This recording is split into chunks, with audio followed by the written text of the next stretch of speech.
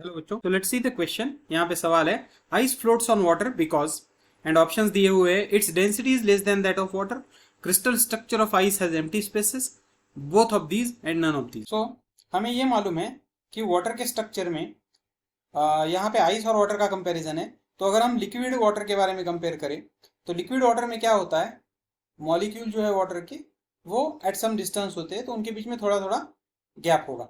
लेकिन जब उसी वाटर को कूल किया जाता है और उसका आइस में कन्वर्जन होता है तो आइस में ये पार्टिकल्स बहुत ज्यादा compactly close to each other हो जाएंगे। ओके। तो और एक चीज जो एनोमलस नेचर है वाटर का, कि वाटर को कूल करने के बाद जब वाटर का टेम्परेचर कम किया जाता है तो उसका वॉल्यूम क्या हो जाता है, बढ़ जाता है, वॉल्यूम एक्सपांड होता है।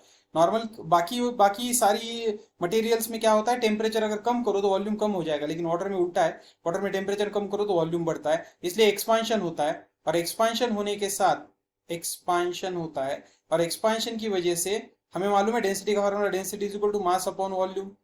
तो density is inversely proportional to volume है, तो अगर वॉल्यूम बढ़ेगा तो डेंसिटी क्या होगी, कम होगी। तो इस वजह से सॉलिड स्टेट में या आइस में हम बोल सकते हैं उसकी डेंसिटी क्या है, कम है। और कितनी कम है, 9% लेस। ओके, 9% कम है देन लिक्विड वाटर। ओके, तो पहला तो ऑप्शन करेक्ट है, it's density is less than that of water, और इसीलिए वो पानी पे तैरता है। अब दूसरा है, crystal structure of ice has empty space.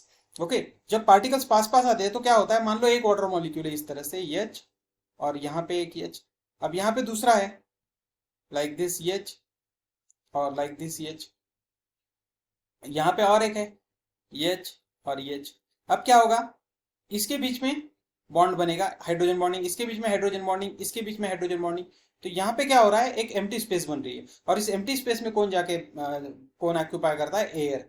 तो यहाँ पे एयर रहेगी, और इस वजह से the crystal structure of ice has empty space which is occupied by air.